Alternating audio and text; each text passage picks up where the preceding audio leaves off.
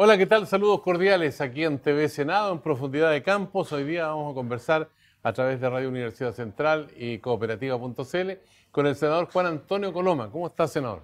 Todo muy bien, ¿cómo estamos, Sergio? ¿Bien? ¿Sí? Lo veo animado, con ¿Animado, fuerza. entusiasta? Sí. Bueno, han pasado ya unas cuantas semanas desde el fallo de La Haya, están las aguas más quietas, hay que buscar, digamos, la forma de entender, porque lo que dicen muchos los políticos, senadores, diputados, presidentes, ministros, y la gente también tiene esa convicción, que Bolivia siempre va a ser un país vecino, ¿no? Bolivia siempre va a ser un país vecino, pero creo que las reglas claras ayudan a conservar la amistad. Yo creo que durante las últimas décadas, si uno mira la historia bien desapasionadamente, había una obsesión, particularmente el presidente Evo Morales, no digo que no sea compartida por parte del pueblo boliviano, de que Chile había usurpado, de que Chile estaba en deuda ante dicho país y ante la comunidad internacional. Y esto lleva muchas décadas con un discurso que es muy desgastador, creo, para todos nosotros. En cualquier parte Evo Morales dijera que los presidentes, cualquiera fuera, porque aquí no había distinción de chilenos, eran todos unos incumplidores, no faltaban a su palabra, que había un pueblo que había incumplido. Es una cosa que yo creo que hace muy difícil, o hacía muy difícil, poder trabajar en conjunto. Uno tiene vecinos con que se entiende y con vecinos con que no se entiende a pesar de la voluntad de querer hacerlo. Entonces, cuando hay un vecino, en este caso Bolivia, cuyo presidente le pegaba todos los días al gobernante de turno en Chile, él lleva 12 años gobernando, obviamente, mucho más difíciles las relaciones. Creo que el fallo en ese sentido fue histórico. Ya está claro que no era dentro de los escenarios, obviamente, y siempre se hablaba de la lógica más conciliadora de la Corte, creo que fue mucho más categórica en este caso. Los argumentos chilenos fueron acogidos en su totalidad. Y yo me imagino que eso también ayuda a que la relación entre los países sea mejor. No digo que ellos no tengan siempre la del deseo que las cosas hubieran sido distintas, pero ellos idearon una causa, generaron un conflicto, fueron a un tribunal, nos sometieron a esa jurisdicción y ahora cuando se ha fallado, bueno, uno espera que realmente haya una voluntad de entender de que las reglas son nuevas y que si queremos entendernos, como dijo el presidente Piñera, tiene que ser en base a una cosa súper clara, que Chile no va a entregar un milímetro de soberanía. Esto no significa que uno pueda tener buen ambiente para generar políticas de integración o poder trabajar en conjunto, muchas cosas que son razonables con los vecinos y que se hacen hoy día con los otros vecinos. Bueno, si es así, bienvenido. Pero ¿sabe qué más? Al final las reglas claras, y creo que se haya puesto este punto final de un punto de vista jurídico a estas aspiraciones, creo que a todos nos hace muy bien. Ahora, Bolivia rompió relaciones diplomáticas con Chile. Hubo dos capítulos así muy importantes. Uno fue en los tiempos de Jorge Alessandri y después hubo otro capítulo también de rompimiento de relaciones Así diplomáticas. es, Y el presidente Ricardo Lagos en algún momento al presidente Mesa en Guadalajara le dijo, aquí y ahora. relaciones diplomáticas aquí y ahora. Y Bolivia dijo, no, hoy día tendría que reanudarse las Yo me relaciones imagino que diplomáticas. sí, porque yo creo que las relaciones al final diplomáticas se rompen en base básicamente a este pseudo incumplimiento que ellos mismos planteaban y que fue después de una trabajosa, y uno, lo que vimos el fallo, me cae que tú lo viste, digamos, no habiendo cómo se fue armando la causa, por así decir. Bueno, y esa causa se armó y se resolvió. Entonces, yo creo que la razón fundamental por la cual se habían roto las relaciones diplomáticas era para no dar la sensación de normalidad entre ambos países. Cuando hay un conflicto, uno, claro, es raro aparecer como si fuera todo normal y en eso creo que fue importante que al final se haya resuelto y yo creo que hay espacio para poder entenderse de buena fe. Porque también lo que pasa aquí, Sergio, es que a veces algunos gobernantes, no todos, pero Evo Morales sí en particular, usan la política internacional como forma de validarse internamente. Y eso es muy complicado porque es explotar los sentimientos que pueden existir para tratar de dar la sensación de que él va a obtener resultados más bien por odiosidad al otro y de esa manera poder tener unidad interna. Entonces, mientras haya gobernantes así, Evo Morales tiene a pesar de que él perdió un plebiscito que le permitía ir a la reelección, igual se la arregló para anular el plebiscito vía un fallo de un tribunal de allá y va a optar aparentemente a su reelección. Vamos a tener no sé cuántos años más, pero espero yo que estas cosas hayan servido, digamos, para saber qué se puede hacer y qué no se puede hacer en el mundo internacional. Ahora, es curioso el fenómeno de Evo Morales porque eh, internamente, desde el punto de vista social y económico, aparentemente lo ha hecho bien. Ha tenido un crecimiento económico en los últimos 10 años, Bolivia de alrededor del 4% y más incluso. Ha disminuido notoriamente la pobreza, un pueblo fundamentalmente conformado por población indígena, pero sin embargo ha tenido estos hierros que se ven desde afuera, entre otras cosas, insertar en la Constitución este derecho al mar como algo inalienable, o sea, un problema Muy bien. eterno. Mira, yo creo que Bolivia es un país inmensamente rico en condiciones naturales, digamos. Tiene elementos que cualquiera se los querría, digamos. Y obviamente, y me parece muy bien, Hierro, gas. hierro, gas, pero por montones, porque obviamente nosotros encontramos un yacimiento y nos abrazamos, digamos, y tiene mucho más. Y ahí me feliz que parte de eso se haya traducido a algunas mejoras de un punto de vista económico. Y eso que, pero hay que saber que Bolivia partió mucho más abajo que en Chile. Obviamente, cada punto, a medida que uno va creciendo, es más difícil conseguirlo. Pero imagínense lo que hubiera podido hacer ese mismo gobierno si hubiera tenido relaciones normales con nuestro país, hubiéramos tenido economía integrada, hubiéramos tenido facultad de ayudarnos mutuamente, y no me cabe duda que Bolivia habría tenido un desarrollo económico muy superior, digamos. Ahora, bueno, es un tema de ellos, uno no se puede involucrar.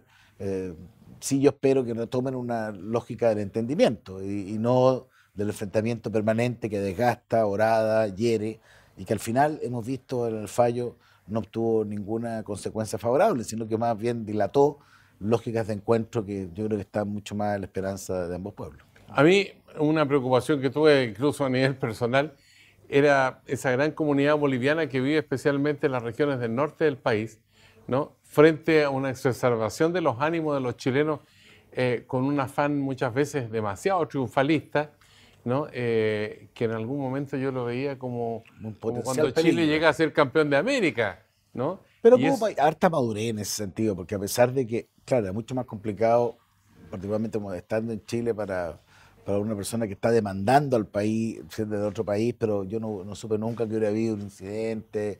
Yo creo que Chile es un país bien civilizado, muy institucional. Siempre se dice, a mí, cuando me tocan los foros, siempre dice que Chile es el país más institucional, que muy apegado a la norma, a la ley, a los fallos. Somos el único país que, según dice, vivimos arriba de una ley. El DFL2 es una ley, digamos, y que todo el mundo sabe las consecuencias, los efectos de las normas. Bueno, pero es parte de la idiosincrasia nuestra, que es un activo. De repente también somos muy legalistas, como se dice, pero al final en esto ha ayudado a que el imperio de la ley nos ajustara a las costumbres. Pues, y espero que esto nos sirva. Mire, todas las experiencias de los países al final tienen que servir para mejorar las relaciones, para una cosa que no por haberse dicho muchas veces hay que dejar de decirla. O sea, al final uno saca una valoración cuando nosotros hacemos las cosas en forma conjunta.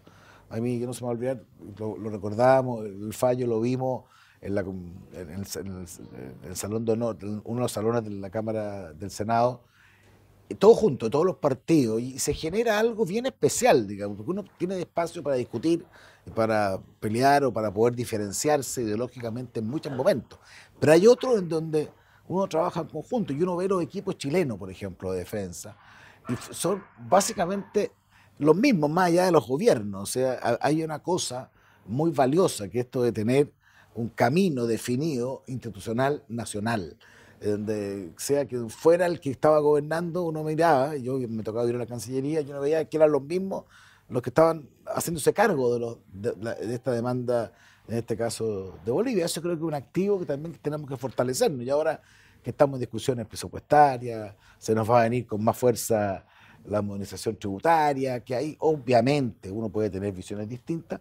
También esto, darse cuenta que las cosas funcionan cuando nos ponemos de acuerdo, creo que fue un gran incentivo la haya, digamos, para ir por este camino. Y no es que estemos obligados a pensar igual. Yo en eso ideológicamente tengo mi idea y las defiendo con pasión, pero también entiendo que hay momentos súper relevantes y que han habido momentos en Chile y siempre hay oportunidades para poder trabajar en conjunto, y eso le hace bien. ahora, usted ha expresado un concepto ahí que se viene la modernización tributaria y ahí no va a haber tanta afinidad al parecer, porque hay sectores que hablan de contrarreforma, es decir, una reforma que impulsa el presidente Sebastián Piñera, que es todo lo contrario de la reforma tributaria que se hizo en el gobierno del presidente Bachelet. ¿Cómo lo ve usted eso? No, mira, voy a partir diciendo que nosotros ya hemos tenido un tiempo suficiente para poder evaluar la reforma tributaria del gobierno anterior. Porque no estamos, esto fue el 2014, estamos en el 2018. O sea, uno puede hacer una evaluación de qué es lo que se decía que iba a ocurrir versus lo que ocurrió. Y se hablaba de 8.500 millones de se dólares hablaba de de 8.500 recaudación. millones, que no se recaudó 8.500 millones de dólares, porque adicionalmente el crecimiento, esto es bien importante, porque no solo que se iba a recaudar más, sino que se iba a enfocar a temas educacionales, de calidad de educación, la calidad no llegó, y en materia de salud, y hoy día vemos que los déficits son muy importantes, sino que además se decía que eso no iba a afectar el crecimiento de Chile. Y eso era como el eje de la discusión, ¿eh? Incluso yo me acuerdo, una de las discusiones más importantes que se dio en la reforma tributaria fue en este mismo lugar físico. Estábamos en la biblioteca un día y era una discusión. Y en la sala, estamos en la biblioteca para que usted para que sepa usted se del ubique, claro. Congreso. Y al lado también, porque era bien importante el minuto, porque se definía eso, o se definía el país está en condiciones, o sea, hay impacto en el alza de impuestos o el cambiar el sistema a un sistema no integrado, parcialmente integrado respecto a los efectos económicos. Quienes impulsaron la reforma decían que el país iba a seguir creciendo igual. Quienes mirábamos con preocupación las señales que se estaban dando, decíamos que el país iba a dejar de crecer, o iba a crecer mucho menos. Lamentablemente, a esta altura ya nadie duda, tuvimos razón. El país que crecía al 3, 3,5, creció al 1,7 promedio, y eso es una cifra pobrísima. Piense usted que este año, 2018, estamos creciendo a lo menos al 4. Ahí podemos discutir cuánto es. Dice que el 19 y el 20 la cosa va a ser más estrecha. Pero 3,6, eso es lo que decía el ministro cuando explicó el estado de la Hacienda, 3,6, 3,5, 4, ahora no tiene nada que ver eso con 1,7, que fue el promedio.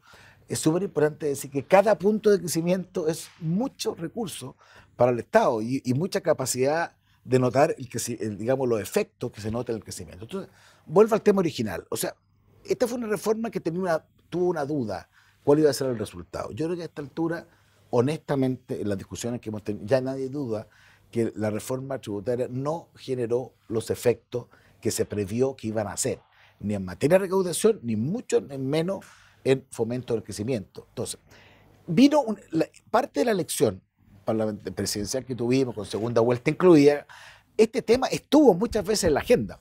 Porque esto es bien interesante, Sergio. En las campañas, a mí me ha tocado ser parte de la campaña, hay temas que entran en la agenda y otros que nunca se discuten. No sé, eso es bastante misterioso. De repente hay temas que... Este tema sí estuvo en la discusión permanentemente, particularmente en la segunda vuelta, entre Guillé y Piñera, y uno de los temas de diferenciadores era que Guillé decía que había que mantener la reforma tributaria y Piñera decía que él iba a cambiar, él iba a proponer un cambio muy importante en la forma. Bueno, ganó por amplia mayoría Piñera, entonces uno tiene que entender también que hay un ánimo de hacer las cosas en forma distinta. Ahora, esta reforma adicional o esta modernización a mí me parece que está bien inspirada. No es que sea una retroexcavadora en relación a la otra, no es que la cambie por completo. Hay cosas, por ejemplo, en materia de evasión o de elusión tributaria, planteadas en la reforma anterior, que se mantienen casi incólumes. Hay algunos impuestos específicos que están instalados que no se modifican. Sí, lo que se modifica es un poco algo bien irrelevante, que es cómo se estructura la malla de pago tributario, básicamente generando este sistema integrado que en el fondo lo que hace es premiar la inversión, versus en el fondo es premiar aquel que con los recursos que puede haber ¿A las generado, empresas o a las personas? ¿O las a la inversión en general. La inversión la hacen las empresas a través de las personas. Sí, Digamos, pero las una personas a través de crítica la he empresa. escuchado yo que una descarga, por ejemplo, de impuestos que se hace, digamos, para las empresas, afectaría positivamente también los retiros individuales. Mira, el 91%, me puedo equivocar en detalle, del beneficio que genera esta forma tributar va a las pymes, y eso está comprobado en materia de personas. O sea, el 91% de los beneficiados son personas, son emprendedores, no grandes empresas, son empresas mucho más, que son las que más les afecta, justo porque las empresas grandes ya tienen estructura, tienen espalda, el tema impositivo les afecta, pero no es tan dramático. El que está emergiendo sí le pega en la cabeza muy fuertemente, sobre todo con este sistema que hace una diferenciación del tributo muy grande, donde si tú ganabas por tener un sueldo voy a poner un ejemplo, 1.000.000 de pesos, digamos, versus si tú generabas en un negocio que te arriesgabas tu capital, ese mismo 1.000.000 de pesos, la forma de tributar era completamente distinta. El primero pagaba mucho menos que el segundo, o más bien el segundo pagaba mucho más que el primero. Entonces, es una se desincentiva la capacidad de inversión y al final los países funcionan cuando hay inversión. Eso es una cosa increíble que se ha demostrado que ya empíricamente, nadie lo duda. Y esto lo que busca esta modernización tributaria básicamente es mejorar los niveles de inversión, hacerle más fácil la vida al contribuyente. Yo quiero aquí detenerme porque sé que este programa lo ve harta gente, que debe haber un organismo del Estado que va a colaborar con el contribuyente para informarlo. Va a haber una sugerencia de declaración para la empresa del impuesto interno. Tú como persona siempre tienes, o yo como persona tengo una sugerencia de impuestos internos cuando hay que pagar los impuestos. Uno puede aceptarlo o rechazarla, pero hay una sugerencia. En el caso de la empresa no había, ahora va a haber una sugerencia. Hay todo un sistema de facilidades en materia de trámites. O sea, en el fondo es colocar al contribuyente como en la primera escalón de las preocupaciones, y tanto para fomentar que invierta, ahí está el eje, hacerle la vida más fácil, que está uno de los otros caminos que está diseñado para este efecto. Yo creo que va a ser discutida, todavía estamos en temas más presupuestarios, la reforma, la modernización tributaria se va a empezar a discutir más fuerte en los próximos meses. Yo espero que haya buen ambiente, buen espíritu. Yo hasta ahora he visto, claro, valoraciones, también algunas críticas, algunas podrán ser razonadas, otras yo espero que con las explicaciones que se dan uno pueda convencerlo de que esto le hace bien a Chile. Pero, ¿qué es lo que importa al final? La raya para la suma. ¿Cómo nos van a evaluar? Cuando uno se da cuenta que los indicadores en materia de pobreza bajen, estamos trancados en la batalla contra la pobreza.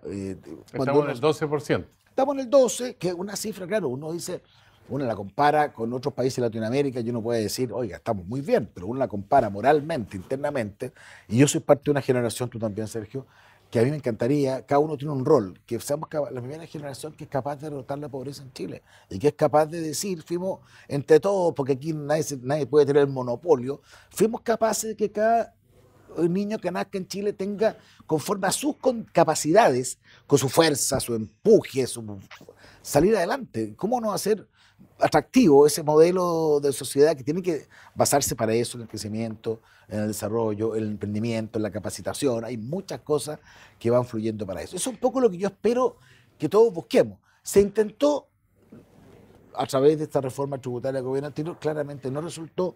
La apuesta es aprovechar lo que sí resultó, ilusión, evasión, cambiar el sistema para que podamos generar más inversión y más facilidad al emprendedor. Esa es un poco la idea. Noticia en desarrollo, esto yo creo que se va a resolver marzo, abril del próximo año. O sea, no hay tiempo para la discusión, pero sí lo que tiene tiempo... No, pero vamos a discutir harto, es una cosa bien importante. Esto también lo conversamos, yo me siento parte del gobierno, que habían dos formas de hacer la reforma. Una bien así ya, sí o no, o la otra era debatir los temas. Otra cosa bien interesante, particularmente en el mundo tributario, que es un enredo que no se lo deseo a nadie, porque solo los tributaristas entienden de esto, es muy importante discutir, conversar y ponerse de acuerdo, porque son temas técnicos, no son necesariamente temas ideológicos, o sea, son muchas cosas técnicas. Por eso, por ejemplo, reformas importantes que hay en el mundo, la inglesa, se demoró 1 año en hacerse. Yo creo que no tengo problema que nos demoremos 6 meses en esta. Y si es un poco más, tampoco uno se va a amargar en la medida que uno entiende que el tiempo lo usa para hacer mejor condiciones de desarrollo para quien quiera emprender, que ese es parte del esfuerzo. Ahora, lo que tiene plazo fijo es el presupuesto de la Nación. De eso vamos a conversar en el siguiente bloque aquí en Profundidad de Campos. Estamos con el senador Juan Antonio Coloma en TV Senado a través de Radio Universidad Central y Cooperativa.cl. Volvemos en un instante.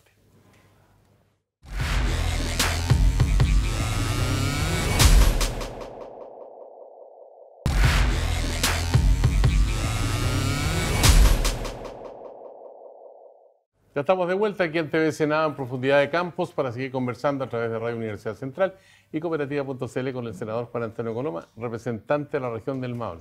El Maule profundo. Maule profundo. Sí, una vez que termine su periodo. Extraordinaria región. ¿Va a volver a ser candidato? No, eso nunca está.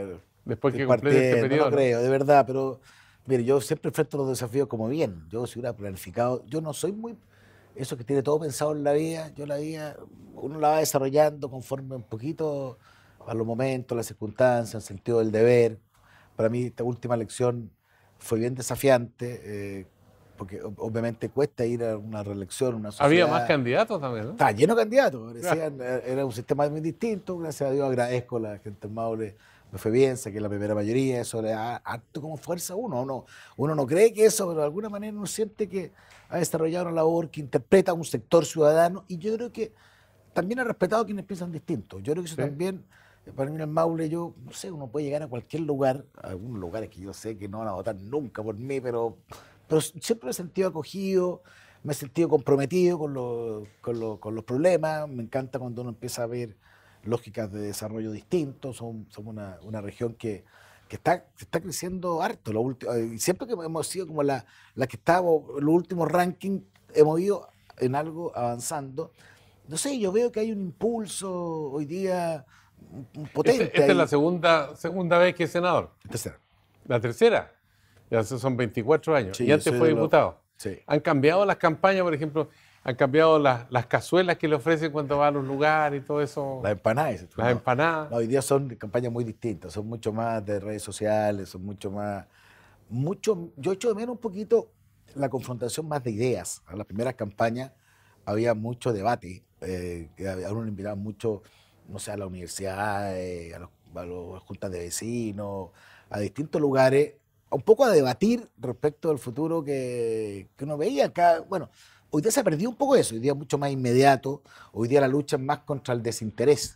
No sé, yo soy hijo de una generación en que el tema político o el tema social, hoy día el social sigue, convocaba mucho, o sea, no había que, todos teníamos opinión, idea, hoy día se ha ido perdiendo, no solamente en Chile, ¿eh? En el mundo. A mí me ha sorprendido, a mí me entretiene ver estadísticas de distinta naturaleza y uno ve que la forma de hacer campaña se ha perdido, mucho más rápida, mucho más de frase corta, es mucho menos de profundizar en temas. Es más también de testimonio, también de una parte más humana, más emocional.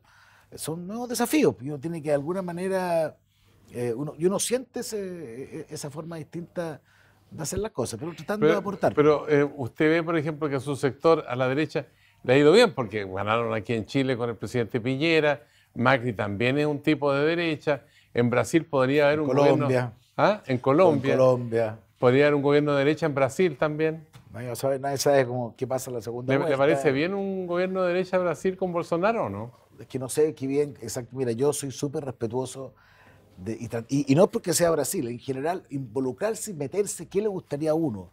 Que pase en otro país que no es el de uno. Yo siempre he encontrado no sé, medio poco coherente con lo que yo pienso. Cuando son problemas de Chile, a mí me gusta que seamos nosotros los que resolvemos los temas. Me carga injerencia de uno u otro, esas recetas que de repente van desde un salón de Bruselas diciendo, mira, Chile debería hacer esto, uno ve unos papers de repente. Pero ustedes hablan de Venezuela y de Es que Nicaragua. Venezuela, es que es muy buena tu pregunta, porque hay momentos en donde las sociedades no resisten. O sea, y cuando uno. Lo de Venezuela, yo voy a explicarlo bien. Cuando se debatió aquí en el Parlamento el UNASUR, que es una organización latinoamericana o americana, sur, de ahí viene el nombre. Que está de media deshecha, ¿no? Bueno, espérate, pero es que lo interesante es cuando se formó. Entonces yo estaba en la Comisión de Relaciones Exteriores y digo, ¿cuál es el sentido? Porque a mí hay una cosa que me pone nervioso en el mundo internacional, este vértigo de formar hartas cosas. ¿Ah? Como yo una vez pregunté, ¿a cuántos organismos Chile pertenece? Y fue una pregunta que se pararon mucho en responderme, y al final, en ese momento, pertenecíamos a 156 organismos internacionales. No se me va a olvidar nunca el nombre. Algunos muy útiles y otros completamente inútiles. Entonces, que suponen gastos, que suponen tiempo y permiten. Algunos creen que por el hecho de pertenecer a muchas instancias uno es más amplio o uno está más a la moda. A mí no me gusta ese criterio, me gusta pertenecer bien a donde estemos. Entonces, cuando vino UNASUR, escúchame, fue a ver Kirchner a mi oficina, yo tengo un cuento ahí, yo dije, ¿cuál es el sentido? Entonces me decía el sentido, respecto a la cláusula democrática particularmente, es generar una cierta responsabilidad mutua latinoamericana porque hay algunos principios, más allá del debate interno, por eso yo no voy a decir que uno tiene que defender. Entonces le dije, bueno, esas son las reglas del juego, para aquí me están invitando Claro. a ser actor, una especie de vigía mundial mutuamente, para que determinado derechos, en este caso a la democracia, a la libertad, sean cautelados con un organismo internacional. Y lo que ha pasado en Venezuela, y a esta altura yo creo que nadie lo duda, es justamente lo que se trató de señalar como que había que prever en UNASUR, que eran países que derrotaron o se olvidaron de los derechos mínimos políticos, en este caso de libertad. Entonces uno tiene derecho en función de los organismos que parte, y eso es lo que hemos hecho nosotros. Se sabe que más aquí se rompió por completo el respeto a la democracia, a la libertad, en el caso de Nicaragua, que muere gente todos los días por las distintas protestas. Entonces, hay ahí, más de 500 muertos más ya. de 500 muertos. Entonces uno dice, esa cuestión uno dice, y sin vía de solución, porque aparentemente uno no sabe qué va a ocurrir. Entonces, en eso yo tengo opinión. Ahora, que gane fulano o sutano en la elección interna que ellos tengan, no veo que sea mi obligación, porque ellos tendrán sus problemas. Tal como a mí, yo siempre he discutido a veces cuando se discute de un voto en el extranjero, hoy día existe, pero a mí siempre me pone nervioso que pueda ser decisivo alguien que nunca ha vivido en el país. Porque aquí hay problemas, algunos problemas con el Transantiago. El Transantiago hay que sentirlo para darse cuenta del problema. O la falta, por ejemplo, de preocupación por el cuidado del agua, particularmente en materia no solamente potable, sino en materia de riego respecto del Maule. Uno tiene que sentirlo. Entonces uno tiene que ver, y uno tiene que ver bien quién responde y quién no responde, desde un punto de vista ciudadano. Entonces, yo soy súper cuidadoso y yo espero que sean procesos pacíficos, tranquilos, de entendimiento, de respeto, porque creo que es lo que me gusta que planteen acá. A mí me carga cuando alguien de afuera da recetas en materia opinable internamente. Sí lo valoro cuando alguien pueda decir ideas generales que son propias de los países, eso es súper sano. Yo estoy conectado con el mundo, estamos además en una comisión, que aprovecho de decirlo, que a mí me encanta, reconozco, la Comisión del Futuro, donde, por ejemplo, nosotros una vez al año recibimos, está en enero, así que estamos organizándolo ya, un poco invitados de todas partes del mundo que nos vienen a hablar de hacia dónde va el mundo, en materia de genética, en materia médica, en materia de comunicaciones. No se da cuenta. Y lo más increíble es que uno oye y dice, no, es imposible que pase esto. Y en 2 años más pasa lo que el científico dijo que podía ocurrir, digamos. Entonces, en eso yo soy muy bienvenido, porque además obviamente estamos globalizados, las cosas que suceden en una parte influyen en otra, pero también yo defiendo el derecho, digamos, de autodeterminación cuando uno respeta determinadas condiciones objetivas que se dan y que uno se ha comprometido. Y eso es lo que el acercamiento que en general a mí me pasan con estos temas. Ahora, con respecto a este encuentro del futuro que organiza el Senado de la República, bueno, uno dice, aquí hay mucha investigación en ciencia, en tecnología que nos vienen a contar acá los avances y los progresos, pero Chile no aparece muy comprometido en la investigación, se destinan pocos recursos, porque el país todavía no está en condiciones, en fin, hay muchos argumentos.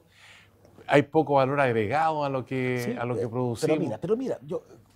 Pero antes de y yo no fui el que organizó el tema, así que no soy el padre de la idea, sí he actuado muy lealmente en los últimos años, pero hay una conciencia respecto al futuro completamente distinta. Hoy día, en los presupuestos que han ido subiendo, hoy día espero que al final se va a terminar invirtiendo, claro, cantidades muy bajas todavía, 0,38, 0,40, discute 0,40, pero era el doble de lo que se invertía hace 3 años atrás, ¿te fijas? Entonces, hoy día va a haber un ministerio de Ciencia, Innovación y Tecnología, cosa que yo creo que hubiera sido impensada, de verdad, si no hubiera mediado esta toma de conciencia.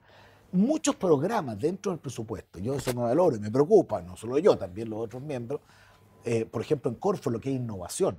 Uno trata de aprender un poco lo que ha venido oyendo a través de estos congresos.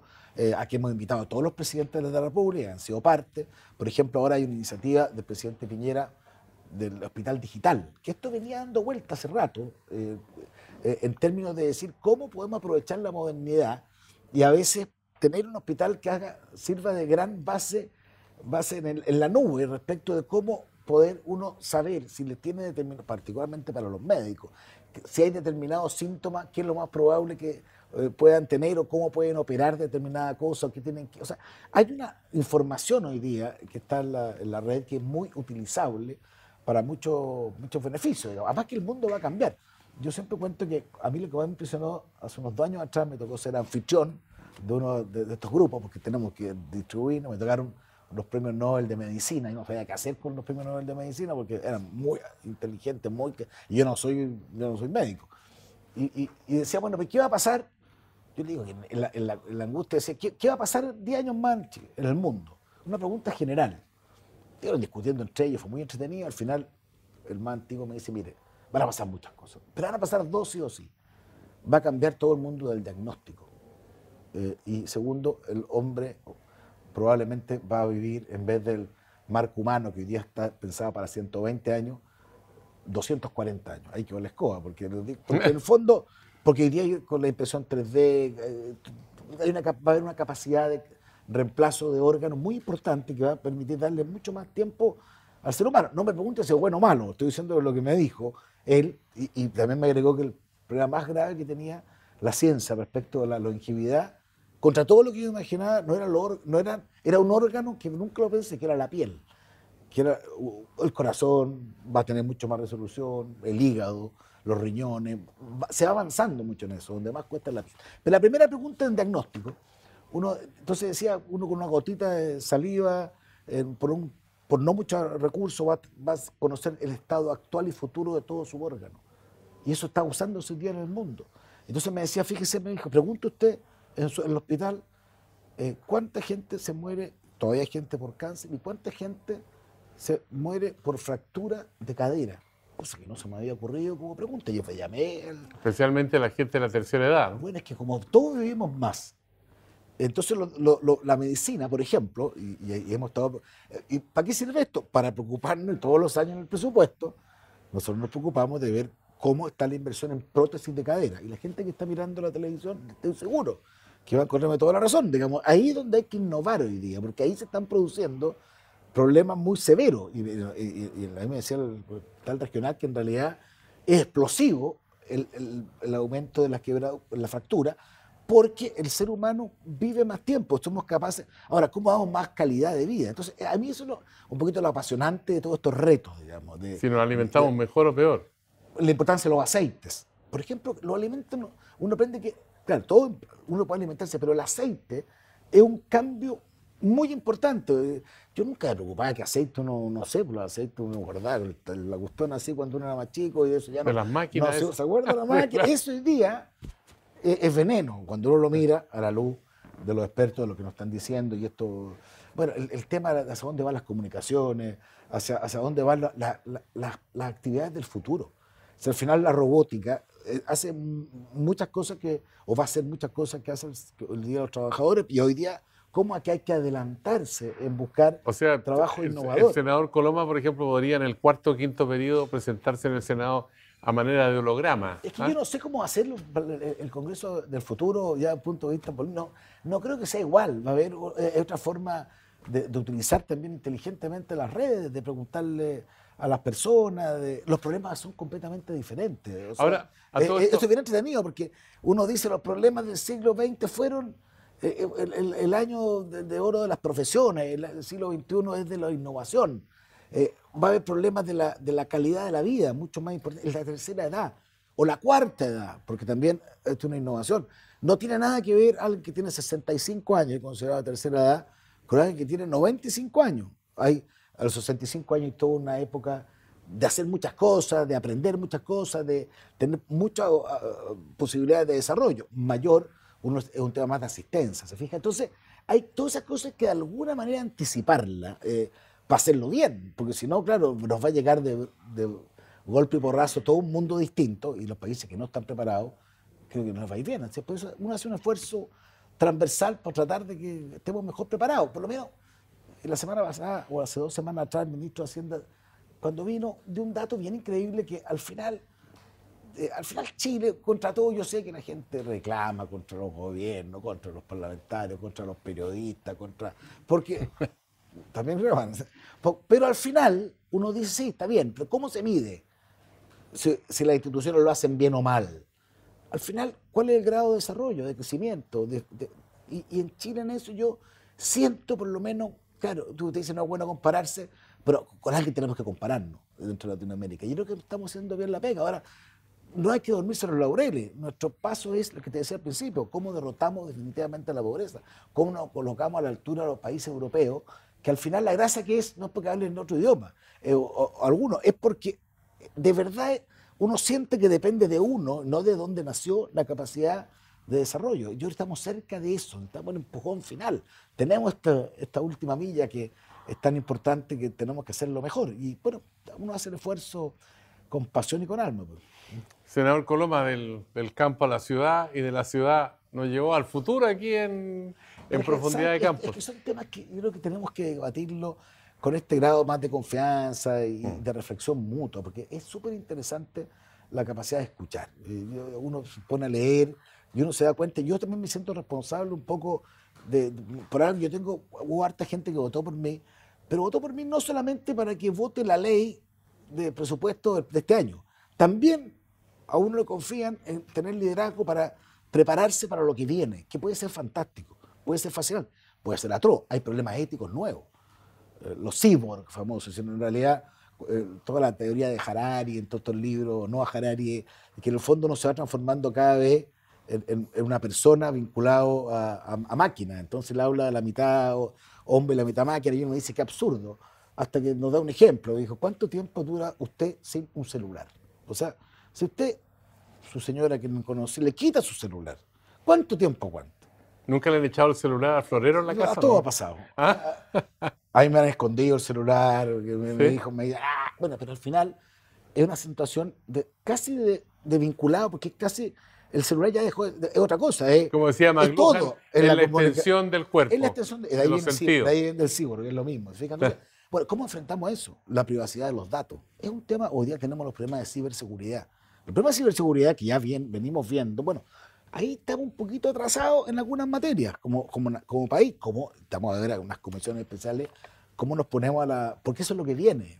Los problemas es ciberseguridad, más que otro tipo de... Las oportunidades es cómo aprovechar la ciencia, cómo aprovechar los mecanismos de mayor eficiencia en la creatividad para hacerlo mucho más, avanzar hacia un mundo más feliz. Y eso tiene que ver no solo con problemas contingentes, tiene que ver con pensar un poquito más allá. Ir más allá, pensar no en el año siguiente, pensar en los 10 años que vienen y después en los 10 que vienen. Y ahí creo que podemos, entre todos, hacer un mejor país. Aquí en la Biblioteca del Congreso Nacional con el senador Juan Antonio Coloma. Gracias por conversar con nosotros. Muchas gracias. Bueno, ha sido una conversación muy intensa para esta profundidad de campos aquí en TV Senado y a través de Radio Universidad Central y Cooperativa.cl. Senador, será hasta la próxima. Hasta la próxima. Será hasta la vista para usted.